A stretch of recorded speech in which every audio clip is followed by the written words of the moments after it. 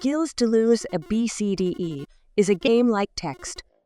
It is based on a game where the player plays as a cat who hunts for Deleuze across 5 minigames.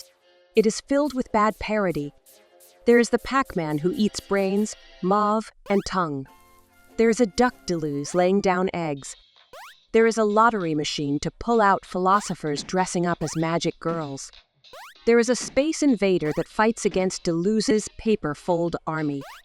It is also bad parodies in the sense that each is a pun of a monstrous child of Deleuze. Duck Deleuze, for instance, refers to Andrew Culp's book Dark Deleuze.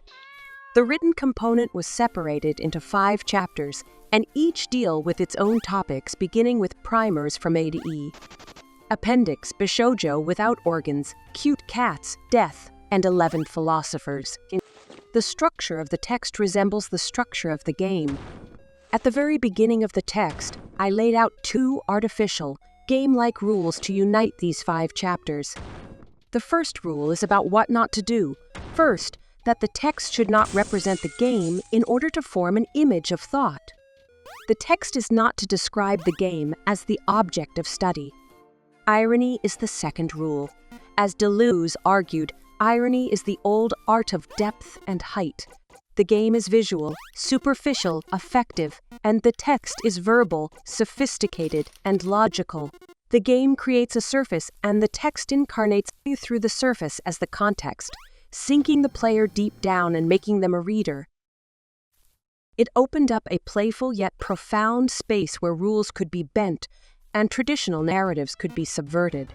My exploration from one chapter to another is more like traveling back and forth between surface and depth in a rhizomatic fashion, rather than digging up solid ground to bury a hierarchical root.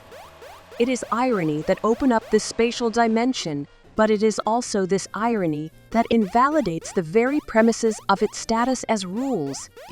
If the rule is to follow something ironically, the act of following the rule is simultaneously an act of subverting it.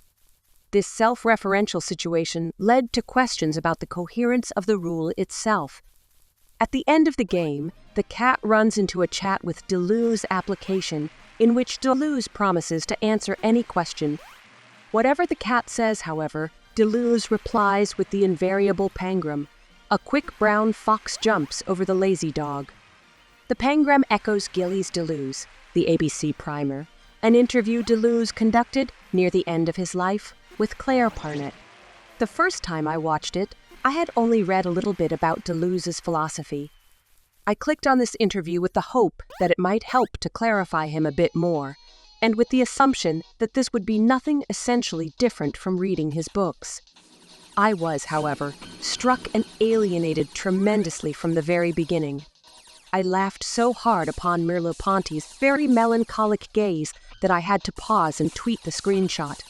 I was engulfed by sadness as the zigzag approached. Then the interview ended abruptly. The spirit of Deleuze disappeared, but whatever I wanted was not fulfilled. Sadness lingered and lingered until it became unbearable, and this project thus began. This project is solely a joke to fight against my own sadness after encountering the spirit of Deleuze. The only point is to provoke laughter. I wrote, writing and making a game about a dead philosopher, like retelling a joke, is nothing but a derivation. The only thing novel is the laughter. It does nothing more than giving back Deleuze a little bit of joy in his grave. It offers nothing more than an anecdote of thought that, if we don't kill Deleuze, then he will die.